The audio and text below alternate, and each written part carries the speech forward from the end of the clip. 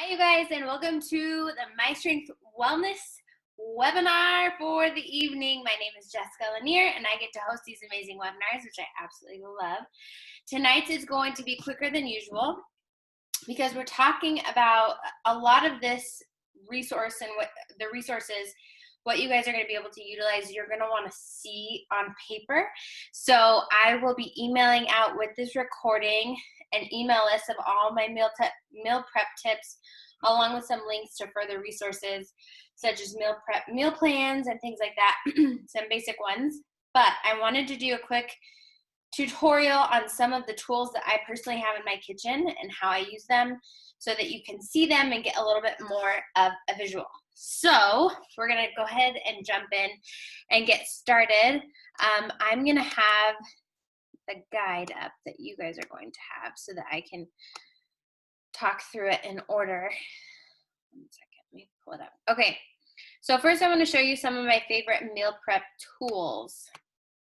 Now, you don't have to have these by any means, but they do make meal prep in my life a lot easier. So when I started meal prepping, I've been doing it now consistently for about 4 years, and I will tell you that different phases of my life looked differently when it came to meal prep. So when I first started my health coaching business, I was working full-time as a registered nurse in a prison, and I was working 40 to 60 hours a week. I was also a new mom, so I had a 3-month-old at home. My husband worked full-time in law enforcement. He still does, and so our lives were crazy. If I didn't prepare my breakfast, lunches, and snacks on Saturday or Sunday for the whole week, then I was eating at the taco truck at work. Or I would just grab something, and maybe some of you can relate to that.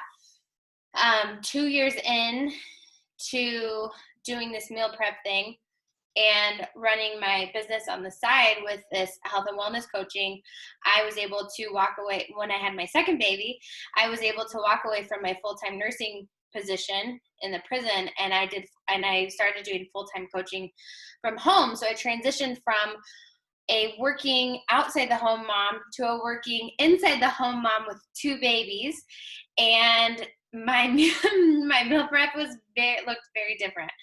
I found that I would make meals and put them in the fridge, and then I wouldn't eat them, or like some things, it just wasn't the same. And so I had to transition to what would really work for me right now, and it became more buffet type meal prep, where I would still take a day where I prepared healthy food for the week, but it looked differently. Instead of planning and preparing individual meals, I was making bigger, like a huge thing of brown rice for the week, or a huge thing of shredded chicken for the week, or a huge thing of roasted vegetables for the week. And I would just put my meals together as I was ready to eat. So my first tip for you is take from this what will be helpful for you, but also everyone's goals are different, everyone's lifestyle is different. And so do what works for you and do what you will actually utilize, right? And I firmly believe that if you integrate this skill into your weekly routine, for some of you, everyone's situation is different, but for some of you, you'll find that you spend less money and you eat much healthier, and it's a lot easier than you thought. So first, I'm going to talk to you about my favorite tools of the past 4 years of meal prepping. The first one is my pressure cooker. Now, I'm transitioning over here. Most people nowadays have an Instapot. That's the brand of pressure cooker they have. My mom got me this for Christmas a couple years ago. It is not an Instapot. Any pressure cooker will use. I just recommend the newer ones that don't have like the clamp down lids, pots. This is what mine looks like. That's my baby girl. So what I love about this, so this one's stainless steel. Pretty much all modern pressure cookers, they're all about the same. So the lid will lock on and off. It will have a pressure vent up here that you open and close. And then this is the pot inside. All of them come with a little trivet. And it has several different settings.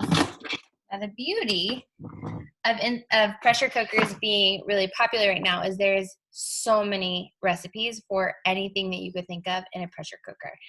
So my personal favorite ways to use a pressure cooker, it's for when I want things really fast. We made short ribs in them the other night and they were amazing. My mom did a,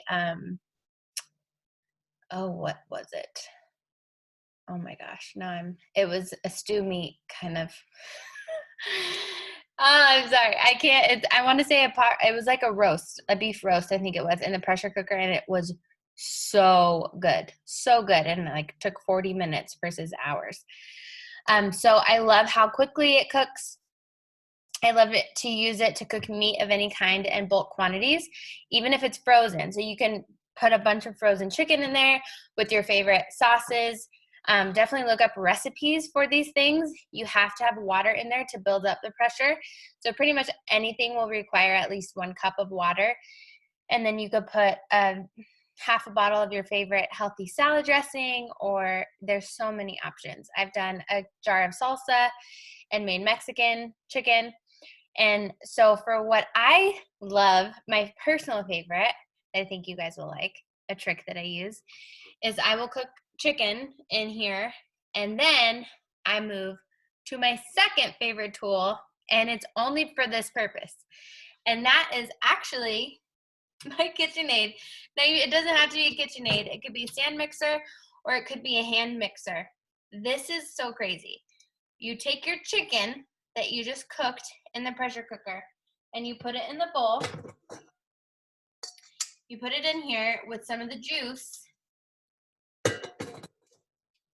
With this attachment, put it down. I lock the side so it stays down. And you turn it on, and because the chicken's so tender, it will shred completely, perfectly your chicken. And you have a huge bowl of shredded chicken, and you didn't have to do anything for it. I love these things because they're foolproof in a sense where you're not going to burn it. Like, that's why I love a rice cooker, which I'll show you. But you're not going to burn anything in here as long as you have water in there, right? It'll just automatically turn off because the timer. So I can put all of my stuff in here and go do whatever I need to do. It'll turn off. I come back. I open it up, put it in the KitchenAid, shred the chicken. I've got shredded chicken for dinner or for meal preps. Like if I wanted to make shredded chicken salads for lunches, or brown rice, chicken, and broccoli for lunches. That's a really healthy lunch to prepare, and it's super easy to make the meat in there. This is the only way that I ever cook hard-boiled eggs anymore, which sounds crazy, but it makes the perfect hard-boiled eggs. 6 minutes, you leave the trivet in there, put the egg, you can put a whole dozen eggs, and 1 cup of water. Put it on manual high pressure for 6 minutes. And then as soon as it's done, you fast release it, meaning you press the button, let all the pressure come out. Put ice and water in the bowl that it's cooking in, and cool them down quickly. And they are the best, easiest to peel hard-boiled eggs you've ever had in your life. So simple. So I love using it for that. I have made a few times spaghetti in here, which is amazing because you actually can put dry noodles, tomatoes, your spaghetti sauce. You need to cook your meat beforehand. There's recipes for these things, but you put it all in there together. The dry noodles and the spaghetti sauce and the meat, and then there's a certain amount of time, I can't remember off the top of my head, that you cook it for, and it turns out so good. It almost reminds me of, when you make spaghetti and then you have leftover spaghetti that's like better because the sauce is like soaked into the noodles a little bit more. So delicious. And that's what it kind of reminds me of. It was so, so good when I made it. So really quick, 1 dish spaghetti. Every other time I make spaghetti, I have like 5 pots and pans that I have to wash after, which is really annoying. So those are some of my favorites. I also love it to make soups, like taco soup, and then to make dry beans or lentils. So usually, I mean, it's such a lost art nowadays, which sounds crazy, but they're so cheap to buy. Like you can buy in bulk, especially in our day and age, with what we're going through right now and the potential of having a food shortage moving forward. Getting a bulk bag or a bulk supply of some dried legumes is not a horrible idea because they're really nutritious, high in fiber, high in protein, and very filling, and they can taste delicious, right? And so if you had a bulk supply of those and you wanted to make some beans for dinner, but you didn't want to go through the whole process of like pre-soaking them, which I really do recommend doing that. But if you didn't want to and you didn't want to boil them for hours, you can make them in your pressure cooker. I want to say it takes 40 minutes or so, 45 minutes or so to make a whole thing of beans, dried. For those of you who prefer refried beans, the Mexican in me loves refried beans, especially for taco night. Cook them in here and then literally put them in oh, my blender's not there. Throw them in the blender and pulse them a couple times and they will turn into refried beans.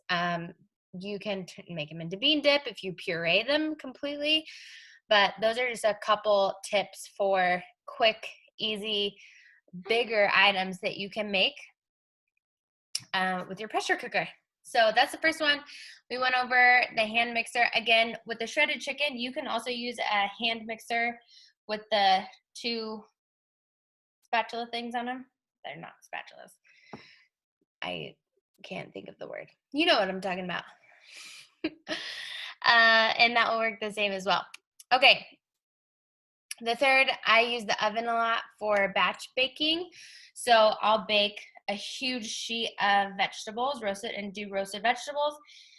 You could do one of roasted broccoli. I personally love the combination of chopped broccoli, onions, and garlic together with some coconut oil or olive oil and Himalayan salt. That's one of my favorites. But you can do anything. Ton of squash and carrots, potatoes, whatever you will eat. The goal is to get more veggies in all of us, right? And so you can do roasted veggies with baked chicken on another rack, or sweet potatoes and do whole baked sweet potatoes. Batch cooking is amazing, and the oven is an amazing tool. I use that one a lot. Obviously, cutting board. I keep a lot of chopped fresh veggies easily accessible for us, so I'll put them on the top shelf. A lot of people hide their veggies. Has anyone found like, oh, that cucumber is like a furry monster now because it's been in there for 3 or 4 months and I totally forgot about it because it's at the back of the bottom drawer in my refrigerator. So try to keep the foods that you want to eat more, that are better for you, such as vegetables, on the top shelf. That's very obvious, very reachable. It's the first thing that you see when you open your refrigerator. And I also keep some that are accessible for my boys because they're 2 and 4 and they're old enough now to open the refrigerator door. And they love sliced cucumbers and carrots. I had some out here a minute ago. The mini bell peppers or the Persian cucumbers that are smaller and have a really thin skin that you can literally just eat. Chopped celery. Those are our personal favorites. I love jicama, chopped jicama with some lime on it. Those are our favorite veggies. So I always recommend having fresh chopped veggies available, fresh fruits available, because then you're not going to be as apt to go for the stuff that you shouldn't be having as much. It just makes things easier. And then obviously meal prep containers. So I will show you a couple that I have. Oh, my computer is literally sitting on them. We're going to change angles here. So these are some that I have gotten all of them off Amazon. There's so many different kinds. So these ones have the different compartments that you can get. I got these and found we actually don't use them as much because I help make my husband's lunches as well. We use this kind more. They're more versatile and you don't have to divide them up quite so much. But these are 2 different kinds you can get on Amazon. Also the jars though. So we don't use these quite as much, especially when I'm helping my husband because he works in the prison still and you can't have glass. So, and when I worked there, I couldn't bring glass in. So these didn't work for us, but these are amazing for salad meal prep. So what you can do, there's a couple different ways you can do it, but you can put dressing in the bottom and then stack it and put, you know, cheese or chopped chicken, nuts, seeds, whatever you want in your salad for your toppings, and the mixed greens on top so they stay fresh, and chopped veggies. And then it'll stay fresh in your fridge for quite a while. And then when you go to eat it, you just turn it over and you shake it around, and then you can put it on a plate. Other people prefer to keep the dressing separate in a little container on top, and that's totally fine too. But these are really awesome, and they're super pretty when you make like a rainbow salad out of them. Imagine your mixed greens and purple cabbage and shredded carrots or bell peppers or chopped apples. It looks really pretty, and we all know that our eyes are part of our taste buds, right? Whatever's appetizing, we'll go for. So those are my favorite tools. Oh, and a rice cooker, which I just used mine. But I love, this is like a super cheap one, but I love rice cookers. Again, I'm a busy pregnant mother. I have a 2 and a 4-year-old, and I hate burning things. And so I love the pressure or the rice cooker because I can put the rice in there and I turn it on and it'll automatically turn off when it's done. It's a dream for us busy moms. So you can make a huge thing of wild rice or quinoa and have that in your fridge to eat whenever you want. You can use it in breakfast, you can use it in lunches with salad or in a bowl, like a rice and veggie bowl, or for dinners, obviously. Okay, so I want to go through really quick some meal prep steps. If you're meal prepping, I'm gonna go sit down with you guys now. I showed you all those fun things. Okay, so when you're meal prepping, there is a benefit to being a little bit more organized about it. So there we go. For my personal clients that I work for, I have some worksheets that I send them, and it helps them go through these steps, but you can just use a notebook or paper. So step number 1 is to plan out your meals for the week. And this can be intimidating for a lot of people, but it's really simple. Think about what you like. I personally, with my clients, we have certain portions that they try to stick to because usually they have a health goal or a weight loss goal. And so I'm working with portions for them of what their breakfast, lunch, and dinner should look like. But for you, try to just, if you keep it simple, think of what you like and try to get more plants into your meal plan. So try to add in veggies at every meal. If not every meal, try to add in veggies at least at your lunches, snacks, and dinners, and plan it out. Write out I would also recommend not feeling like you have to eat something different every single day, because that can be overwhelming, and most people don't mind repeating foods that they really like to eat throughout the week. And so so for breakfast, I will pick a breakfast and a lunch when I'm planning my meals, a breakfast and a lunch that I enjoy. I'll pick 2 for the week and I'll alternate them. So I'll say Monday, Wednesday, Friday, for breakfast, I'm gonna do an egg sandwich, or I'm gonna do a yogurt bowl. And so if I'm doing Monday, Wednesday, Friday, a yogurt bowl, then I know that I'm going to use this much yogurt, I'm going to use this much berries, I'm going to use this much sliced almonds or whatever I put on my yogurt bowl.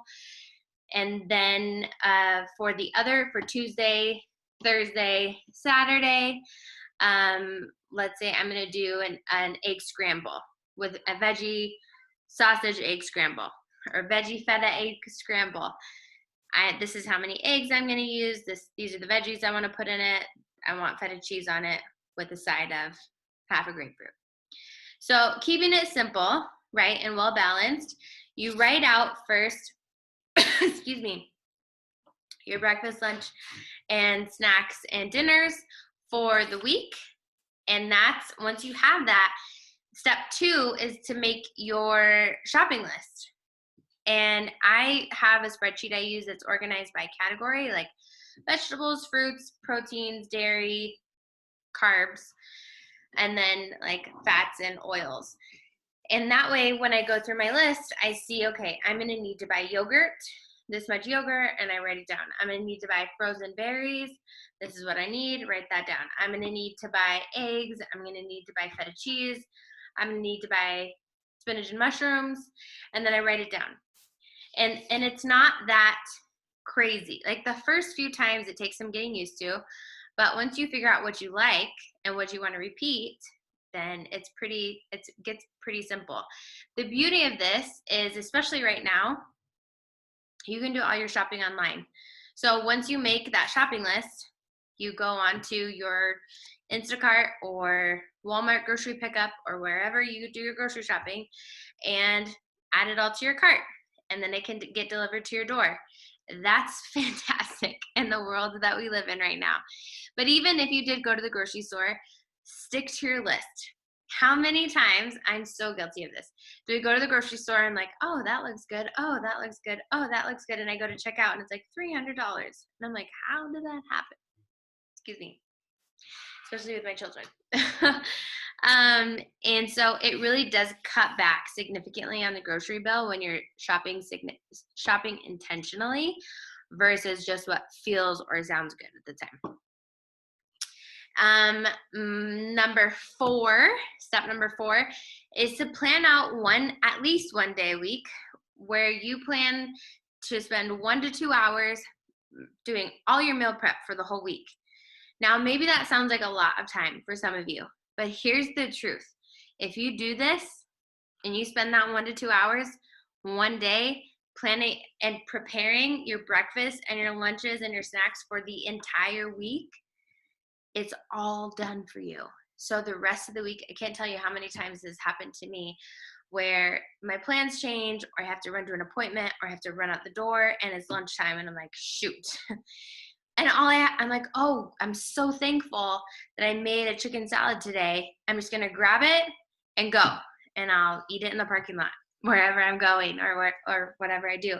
And it becomes healthy fast food, where the reason why people get fast food a lot of the times because they're in a hurry, they're in a rush, they're exhausted, they don't want to make food when they get home.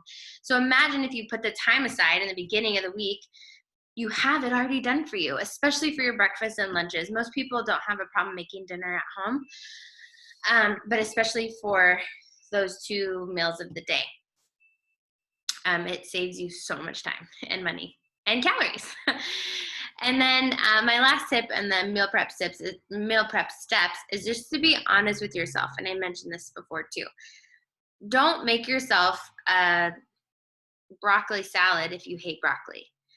Don't make yourself an egg scramble if you really don't like eggs. I've had some clients tell me before, oh, I couldn't do your meal plan thing because I don't like eggs. I'm like, what? That doesn't make any sense. Like, no one's forcing you to eat something just because it's on an idea for a meal plan for the week, for that week.